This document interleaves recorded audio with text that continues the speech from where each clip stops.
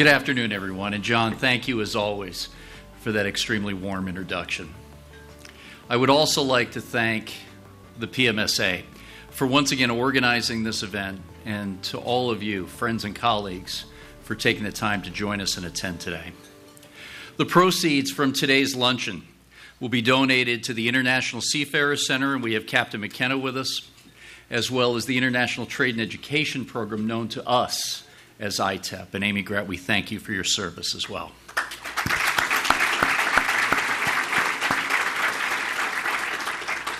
I have a great deal of information to share with you this afternoon as we talk a little bit about our lines of business, the many other exciting initiatives that we have here at the Port. But before I start, I thought we'd take a quick look at some of the news headlines that we generated during this past year here at the Port in 2016.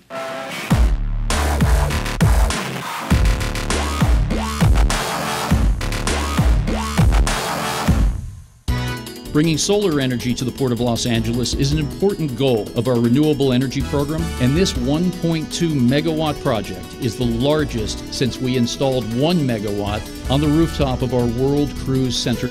There's a new destination craft brewery and tasting room in town, Brewery West, famous for its line of Belgian-inspired ales packaged in colorful bottles.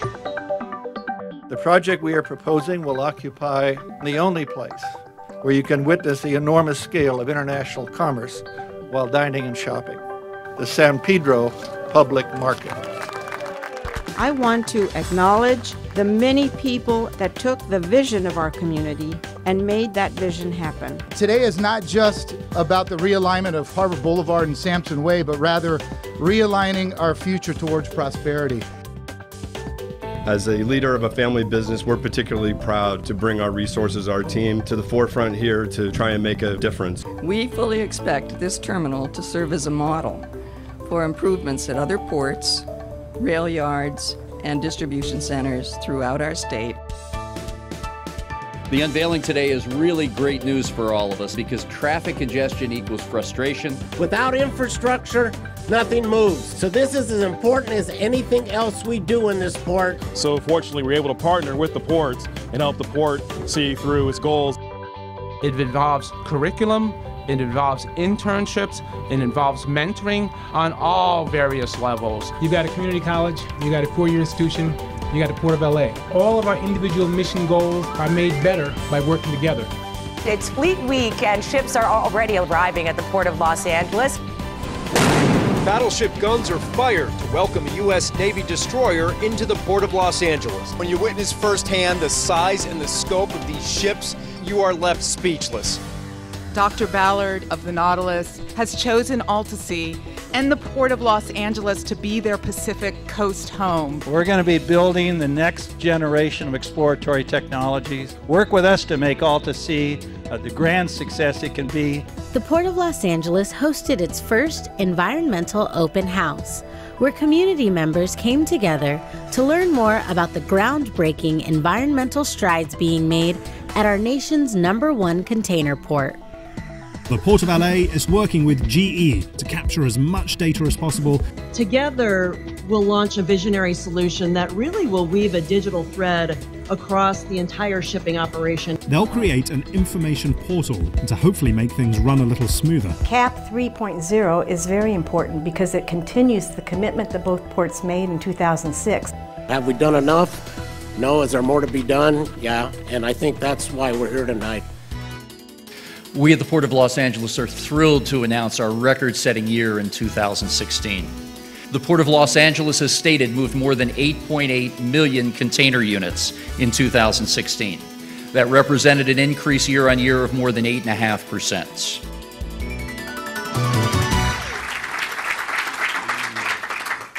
Now, that's just a sampling of the highlights from last year, and I expect 2017 to be just as exciting. This month marks a little bit more than 2.5 years on the job here at the Port of LA, and the experience has been nothing short of remarkable. Every year has been different from the next, with each culminating in a symbolic milestone or a meaningful reward. At the close of a tumultuous 2014, during my first 6 months on the job, The milestone is that we started to understand and get our arms around all the dislocations in the supply chain, putting into place some key initiatives that would help turn our situation around into that new year. And indeed, by the middle part of 2015, we had really turned the corner and gained some momentum. Of course, the reward at the end of 2015 was that beautiful CMA CGM Benjamin Franklin calling the day after Christmas and showing that with that priceless opportunity, we had that real chance to show the world just how we could process all the cargo from that great ship and have it depart onto its next port of call some 13 hours ahead of schedule. That in our business is absolutely a lifetime. Since last December, our container terminal customers, longshore workforce, and our supply chain partners have been on an absolute roll. The work that we have done created the best January in the port's history, the best February, and the best first quarter in the history of the Port of LA. Continuing on, the best May, the best October. And in November, we not only did ourselves proud, but we set a record for monthly throughput at a container port all time for a Western Hemisphere port complex. We also set new vessel tonnage records. With 338 ships calling our area, more than 23 million tons of cargo, thanks to a combination of our ever-growing cruise business and the very large container vessels calling at our port. But we wrapped up 2016 with not only our best December and our best fourth quarter in 110 years, but we set the annual record for container volume of any port in the history of our Western Hemisphere.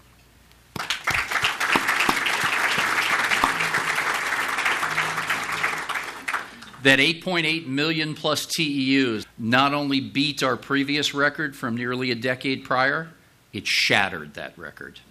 And that's the momentum that we take into year 2017. Those high-volume months and the culmination of just an epic year were not done in isolation. It's because of the thousands of longshore men and women, our terminal managers and operators, the Western and local railroads, the truck drivers who keep the boxes moving every day and every evening, and for the rest of you in this room that played such a pivotal role in achieving this high record and watermark, we thank you very much for all of your great efforts.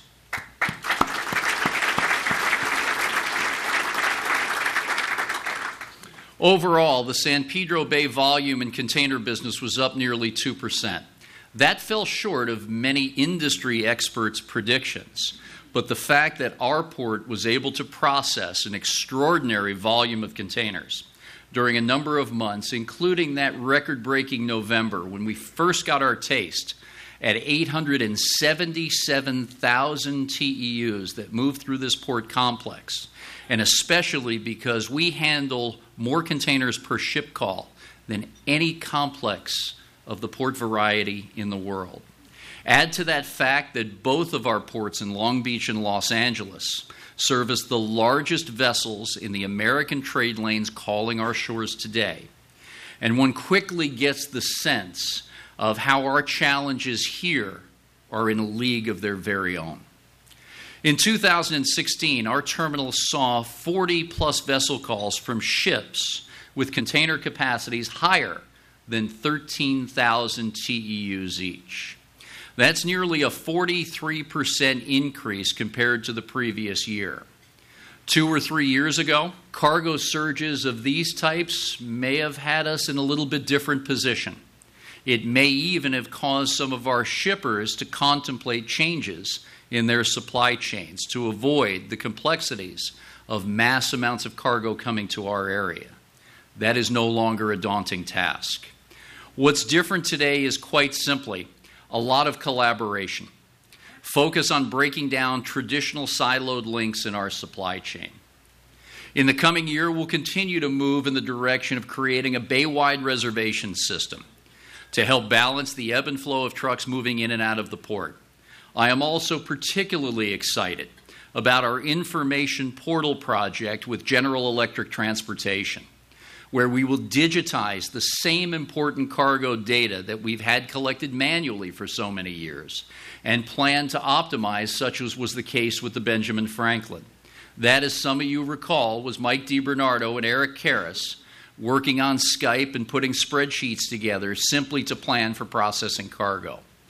Today, this project will demonstrate the benefits of expanding the line of sight on our inbound containers from 2 days to as much as 2 weeks in advance of ships calling here at the Port of LA. The ability for cargo owners to have that better predictability and visibility of their cargo, along with their service providers in the supply chain, will be a great difference maker for us here at the Port of LA, our nation's competitiveness, and on the scale of global trade internationally. It'll help that cargo importer not only with their individual box, but the 5,000 to 10,000 containers that are coming off that ship, and our ability to enhance the supply chain conveyance process right here in LA. Projects like this are paving the way to be called the United States 21st Century Port. And our technological advancements from an IT perspective around information sharing are very important to the container trade. I especially want to thank the number 1 and 2 liner companies in the world, Maersk Line and Mediterranean Shipping, for joining us and committing the TP6 Pearl service to start the project. Along with their participation is our flagship terminal, A.P. Moller Terminals, right here at Pier 400, to really be the convening process of bringing all these folks and their cargo together and have the ability now to raise the bar from our baseline of excellence here at the Port of Los Angeles. Beyond these initiatives, we've been active on a number of other state and federal fronts, as well as gaining momentum into this new year with strong and extremely encouraging opportunities to fashion value propositions for our customers now and into the future. For example, the partnership with the Pacific Maritime Association, the International Longshore and Warehouse Locals here in the San Pedro Bay, the state and city workforce development boards. We are now developing, along with our friend Secretary Tom Perez as he leaves office as the Secretary of the Department of Labor, our first effort at a comprehensive workforce development program for longshore labor and other trade and craftspeople for a training center to be based right here in LA. In the wake of the Hanjin bankruptcy this past August, we also work closely with the White House National Economic Council, the Department of Commerce, the FMC, and other agencies in Washington as well as at the state level. We hoped and did mitigate some of the ills of that bankruptcy and the travails that it caused our industry. At the same time, I think we have learned some best practices to manage travails such as this in the event that we see them in the future once again. But nonetheless, I have been quite heartened by the ability for the industry to come together at times of need and work towards succinct solutions that help out our mutual customers. Being the number 1 container port in the nation is not about bragging rights. It's about the ability to bring stakeholders together, having a seat at the table with a voice and perspective that people want to hear, and a hand in shaping initiatives, projects, and policy consideration. This high level of engagement is ultimately enabling for us to meet commitments and grow cargo volume, create more jobs and economic opportunities, and advance the development of our thriving Los Angeles waterfront. All of this while continuing to elevate the bar on our environmental commitments. Supply chain optimization and the strategic partnerships will continue to be a point of focus in the coming year as we work on a range of industry issues along with our partners, public agencies, NGOs, and institutions like the University of Southern California's Marshall School for Global Supply Chain Management, which is also partnering with us here at the port and the Department of Commerce to explore new ways of digitizing the nation's supply chain and to harness the Internet of Things to improve our global trade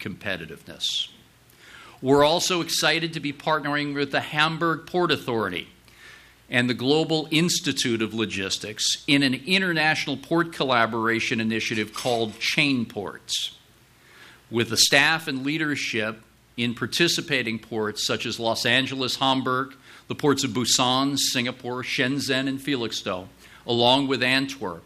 We will test best practice performance, measures ways ports can share critical real-time data, and setting standards for excellence that has not been seen yet in the United States.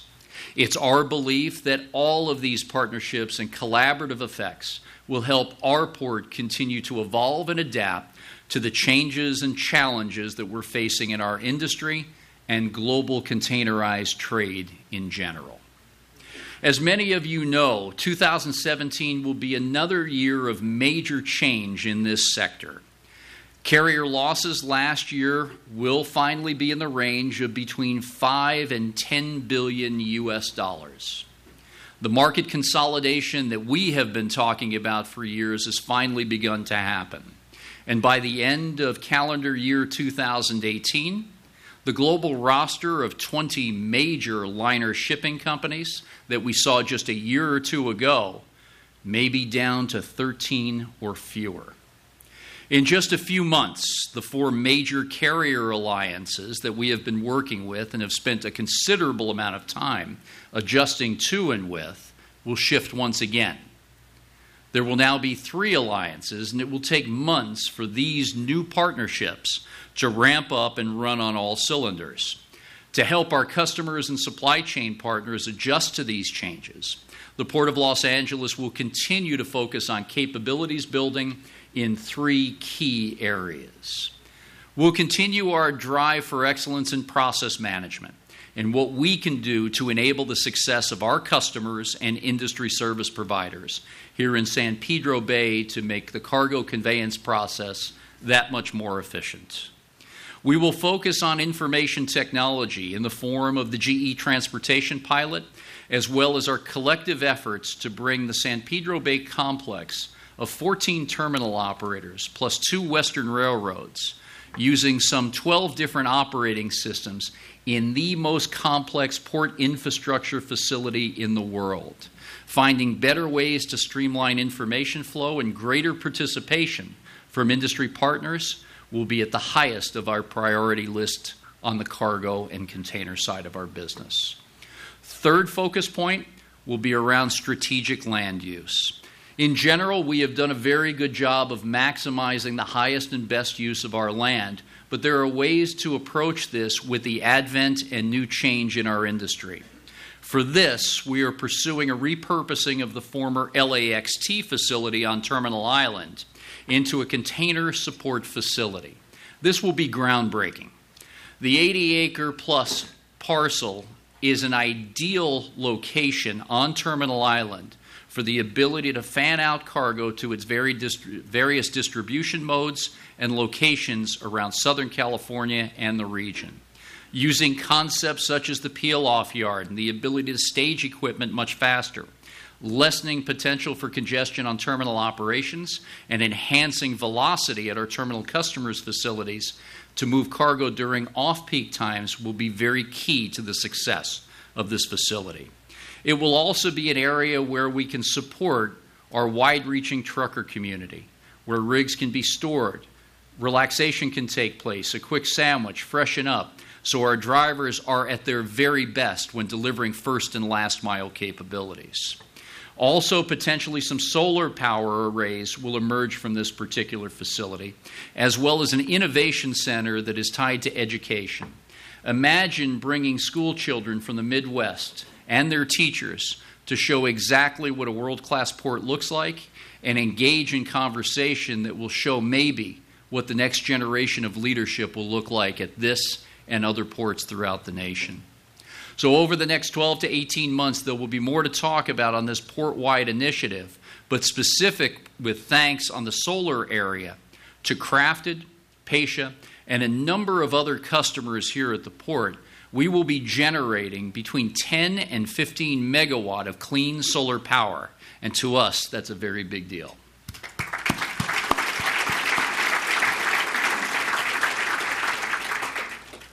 Our advancements of critical infrastructure projects will also continue, and a cornerstone of what we do here.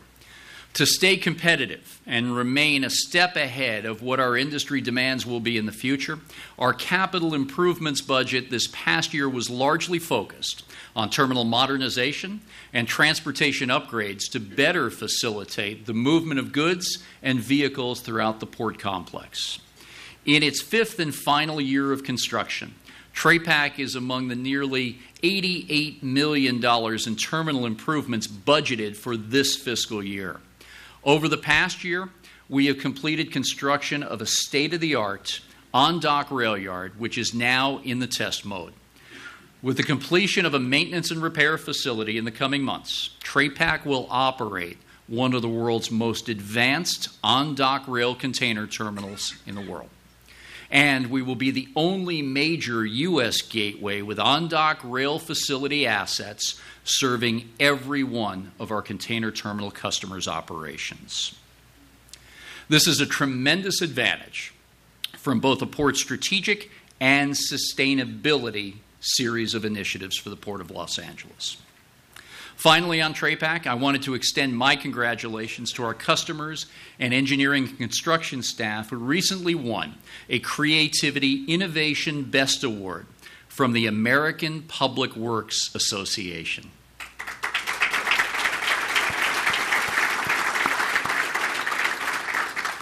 The LA chapter's recognition is a testament to all the men and women at the Harbor Department and with our customers for a job well done.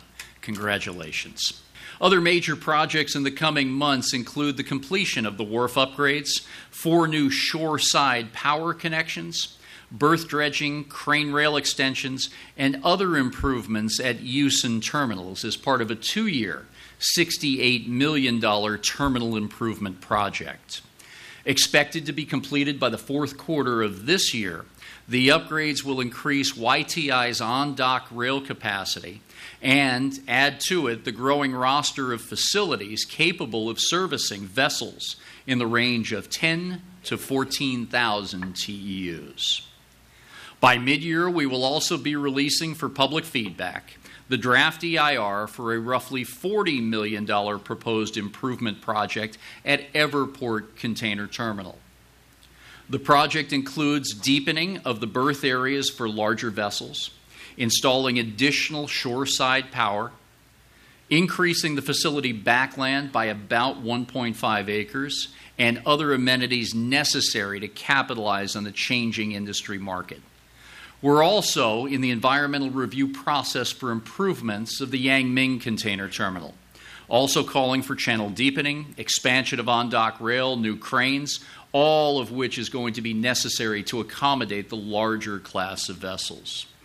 This past year, we also extended our lease with Eagle Marine to operate the Pier 300 facility through the year 2043.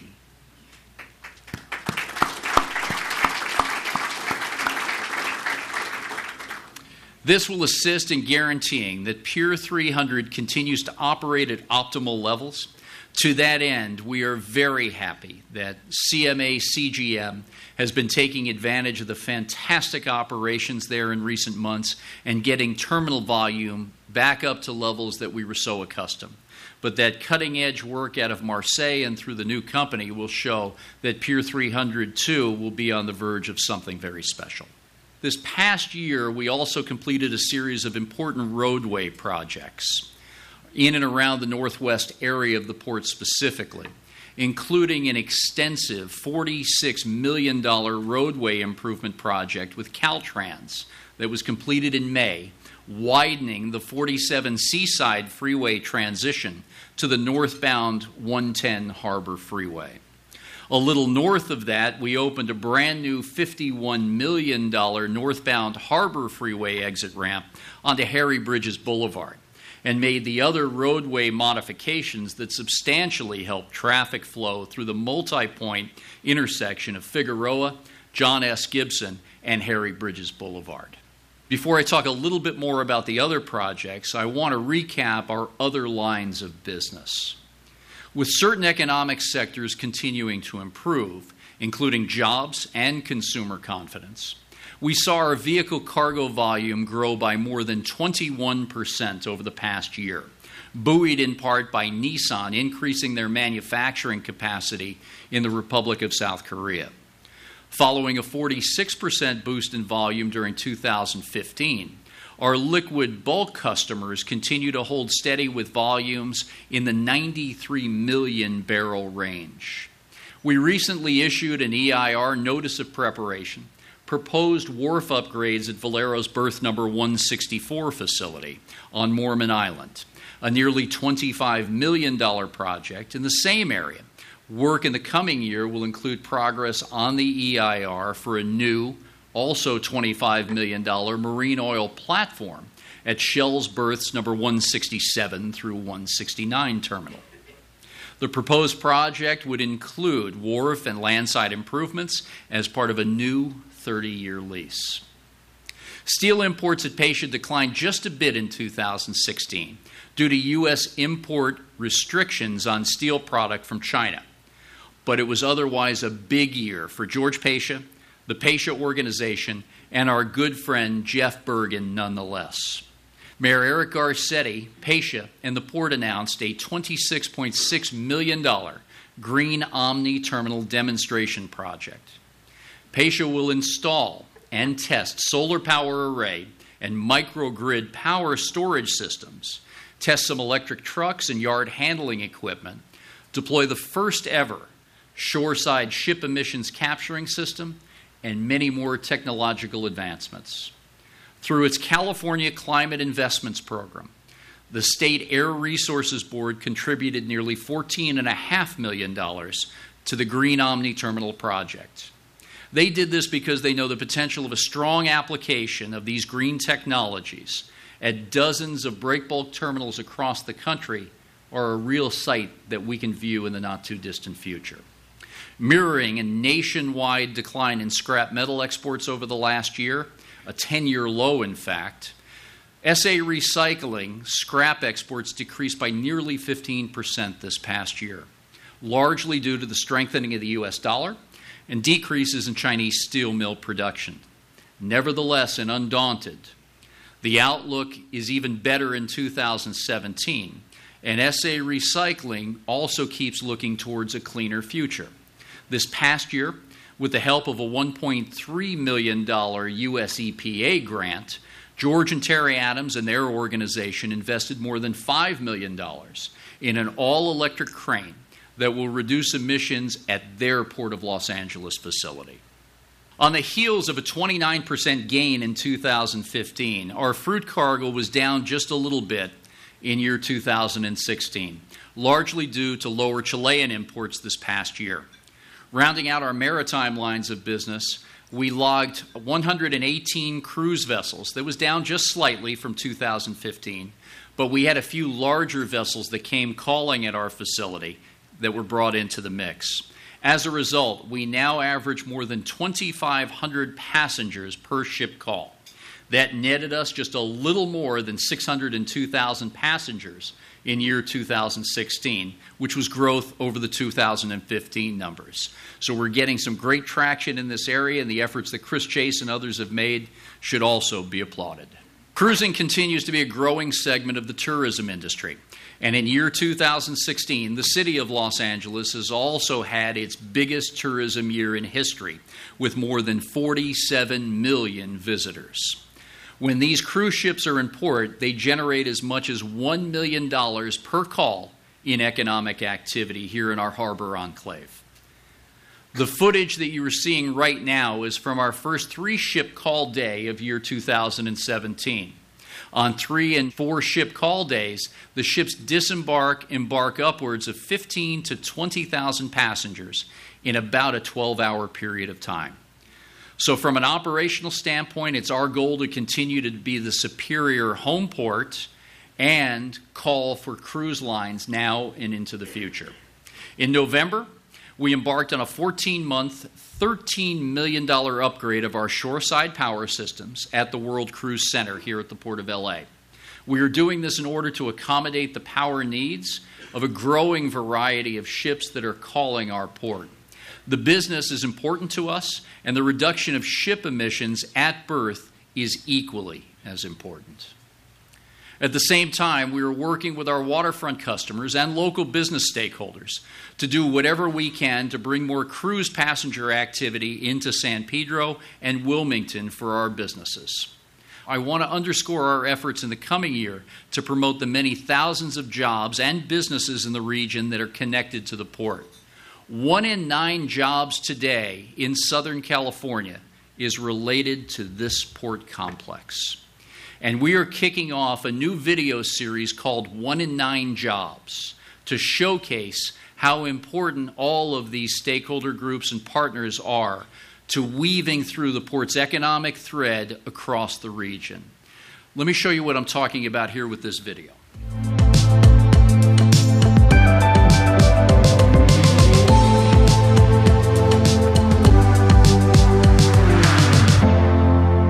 I'm Jane Skeeter. I'm the CEO, founder, and president of Ultraglass. Ultraglass Inc. is an architectural designer and manufacturer of specialty glass. We're situated in Chatsworth in the city of Los Angeles. We're on over an acre with a 25,000 plus square foot facility. Glass has properties that people don't realize. It makes it so versatile, so durable, so functional. In terms of architecture and art and engineering, glass is the perfect medium. We are really collaborators here. We work with a specifier, architect, designer, somebody who has a project to actually enhance their work. So it makes the space feel better, look better, and function better. We recently completed a large project, our largest ever. It's a hospital in Kuwait. We did the facade, which is the area between the windows, 6 levels or floors of our glass. Each piece of glass had a specific spot on the building. Shipping was a real challenge on this project, as you might imagine. We had to figure out a way to ship it from our dock in containers through the Port of LA, through China, and all the way to Kuwait without breakage. 5,000 panels. They all survived. There's no better material to work with that satisfies my architectural love and passion for creation and designing and making things with my hands. I first got interested in stained glass and did it in my garage, started hiring people. We have staff that's been here for over 30 years. As we grow or get larger projects, we will expand, sometimes up to over 40, 50 people. And now we've gone from the garage to global, doing projects all over the world.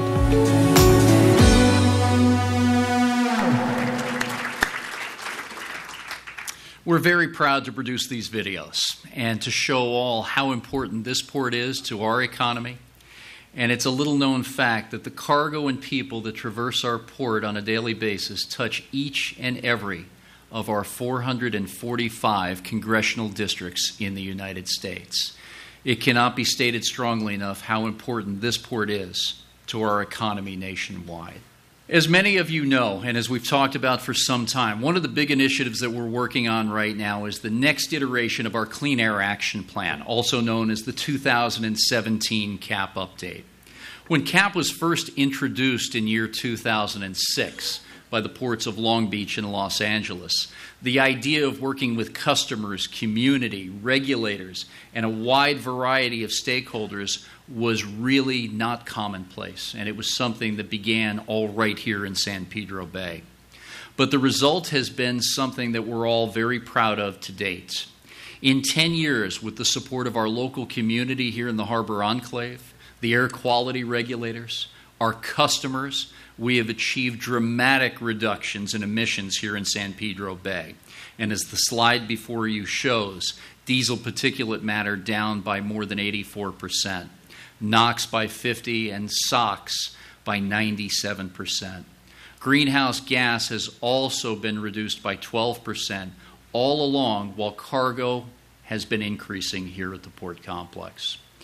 In doing so, we've exceeded a number of these goals that we set out to have accomplished by year 2014, and already we're ahead or nearly meeting goals that were set out for the year in delivery of 2023. And that's why we began our discussions to then step up and raise the bar one more time on our collaboration of environmental stewardship. The 2017 CAP update started with the intention of setting new goals, going even farther, but taking advantage of the advances in technology that can be brought while keeping in direct alignment with the City of Los Angeles' sustainability plan and the State of California's Sustainable Freight Action Plan, a vision for more sustainable port operations and freight movement across this great state. Ideas under consideration for the 2017 CAP update, including a new focus on reduction of harmful greenhouse gas emissions through the development and continued deployment of zero and near zero emissions trucks and cargo handling equipment, strategies for investing in freight infrastructure and technology to improve the supply chain's efficiency, a more comprehensive energy plan, and expanding programs to reduce ship emissions. It's imperative that the 2017 CAP update include input from our industry partners, community, environmental stakeholders, as well as others. So I encourage you to be a part of this process.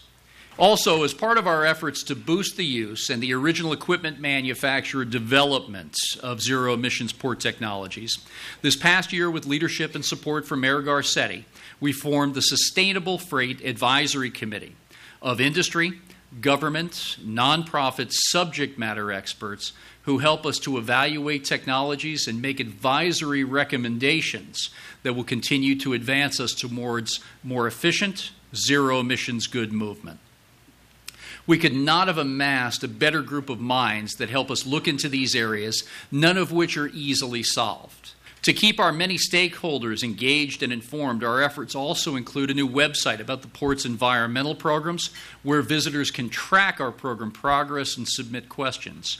We also have real-time emissions data that is refreshed on an hourly basis, the only port in the nation, along with Long Beach, to be able to claim that great accomplishment. We're holding now quarterly open houses, monthly open-door office hours to give stakeholders the opportunity to meet with port staff and senior management to get more information, understand where we're trying to drive our environmental programs, and look for that keen advice and guidance. As we continue in these areas, I'd also like to turn to our LA waterfront and a community relations efforts thus far here at the port. What makes our waterfront special and different from others is its authentic character, inspired by the LA Harbor's history and the surrounding community that embraces it so well. The growing relationship between the community, the Harbor Department, and our port customers is helping us increase awareness for the port year over year. And last year, we enjoyed a number of exciting milestones to fuel this effort. We started the year off with a grand opening of Brewery West in warehouse number 9 at Crafted at the Port of Los Angeles. More than 4,000 people showed up during the grand opening weekend alone, and Crafted's development continues to draw visitors from near and far.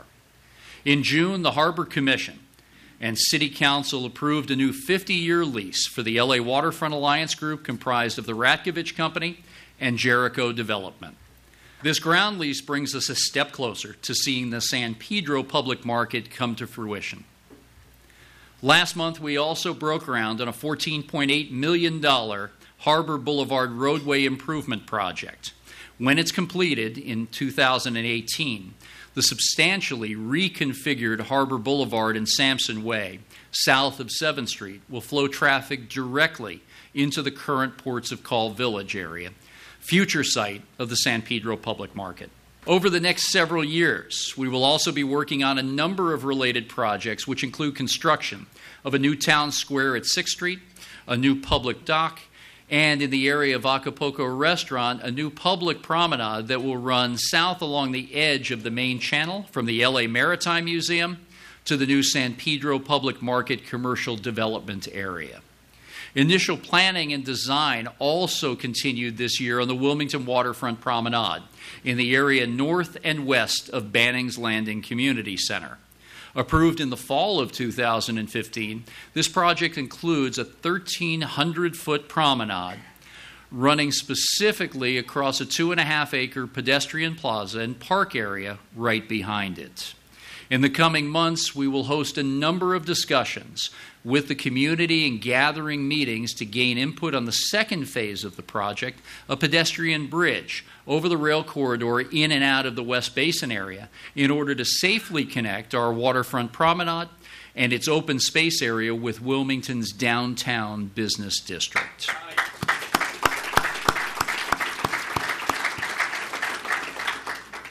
The past year and year ahead will also show continued work with Alta-Sea at the Port of Los Angeles as they rephase their project to bring costs down and accelerate towards a 2018 opening. Alta-Sea is attracting a growing spectrum of project partners and prospective tenants, including Catalina Sea Ranch and Boeing's Echo Voyager program.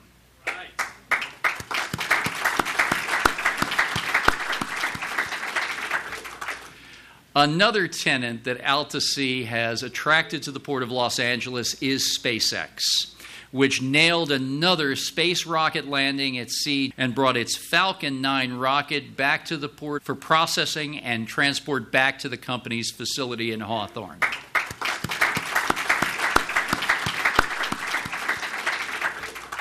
Based on gross receipts from our visitor-serving customers in 2015, we had an estimated 1.6 million visitors on the LA waterfront.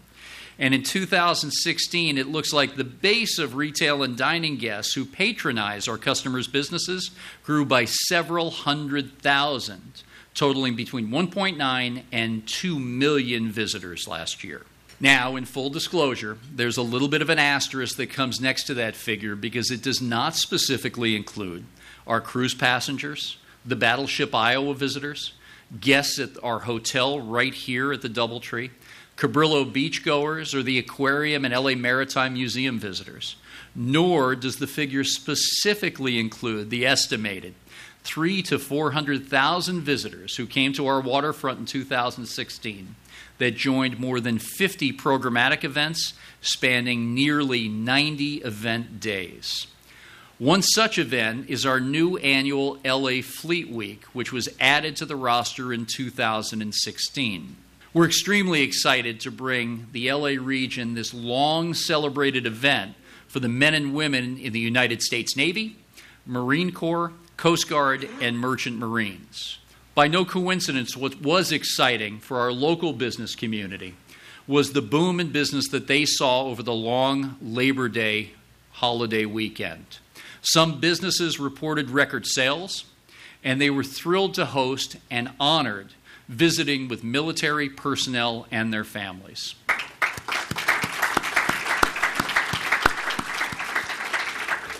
In the year ahead, we're also very excited about our Metro Bike Share program coming to the LA waterfront. Toward the beginning of the summer, we'll be seeing the installation of approximately 11 new bike stations in and along the LA waterfront. As downtown Long Beach, as in downtown Los Angeles and other parts of the county, the Metro Bike Share program will offer locals and visitors alike the fun, environmentally friendly way to explore and experience our waterfront. I want to close the program today by talking about a number of our other efforts to support and improve the LA Harbor community in meaningful ways. This past year, we embarked on some new educational initiatives aimed at better preparing interested middle and high school-aged youth for careers in port operations and logistics. In August, we signed an MOU with California State University at Dominguez Hills and the Los Angeles Harbor College.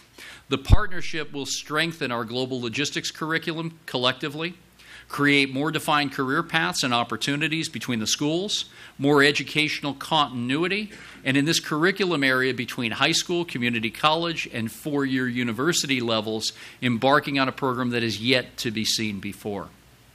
The port will not only consult on the curriculum itself, but we have also designated up to 10 Cal State Dominguez Hills and 5 LA Harbor College paid internships annually.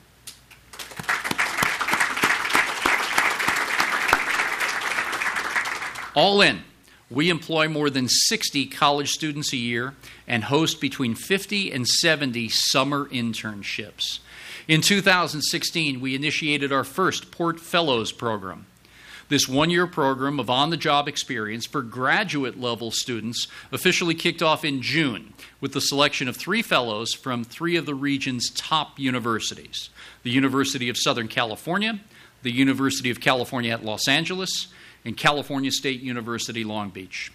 The goal of this program is to inspire young, talented students to pursue maritime careers and provide them real-world problem-solving opportunities, as well as professional mentoring from port directors and senior managers.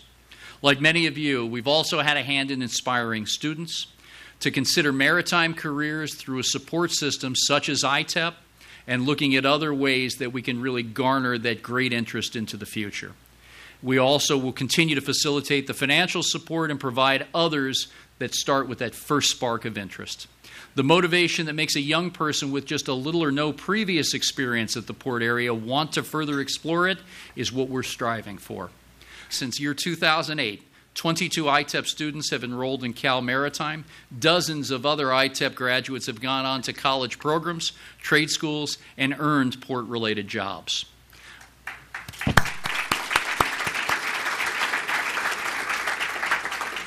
We want to continue to feed that pipeline for tomorrow's port professionals. And as an industry, we are. This school year alone, more than 5,100 students at 15 schools across the region are enrolled in ITEP Academy, and that is what we like to see. Through the Port's 2016 Community Investment Grant Program, we supported port community projects and events undertaken by 27 organizations, totaling more than $1 million. These grants provided an important mechanism to support the needs of our community and strategically invest in port-related awareness building, educational, and workforce development. Beyond the road and rail corridors and the thousands of people who continue to do our work at the port every day, our events, educational, and community engagement initiatives provide countless ways for our region and the world to experience the Port of Los Angeles. The hundreds of thousands of connections and impressions we make each year are hard to put simply into words here this afternoon. So we thought we'd share just a little bit of the visual with you.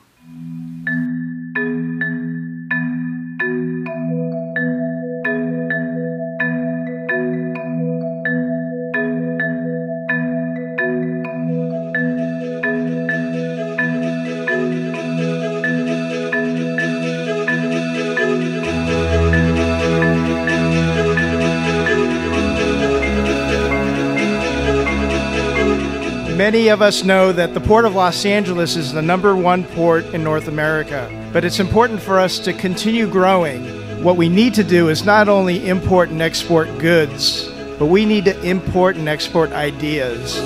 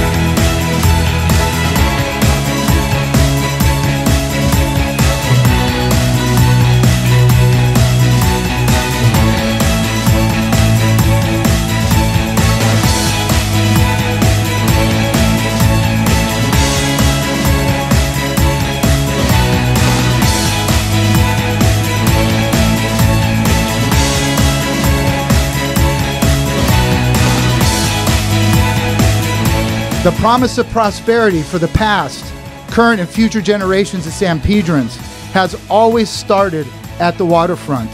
That promise continues today.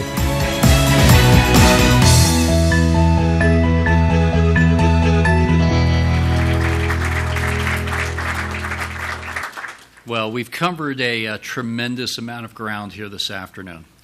And I hope I've given you a sense of how we've invested in the port our industries, communities, and all of those who we serve.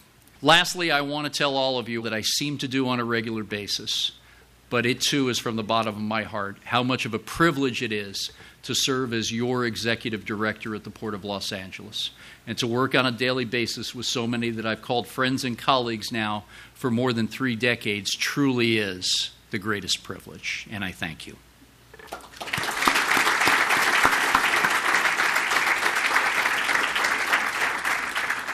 As you saw here today, there are many sides to our port, and it takes every person in this room and throughout our community, region, and nation to help tell people about it.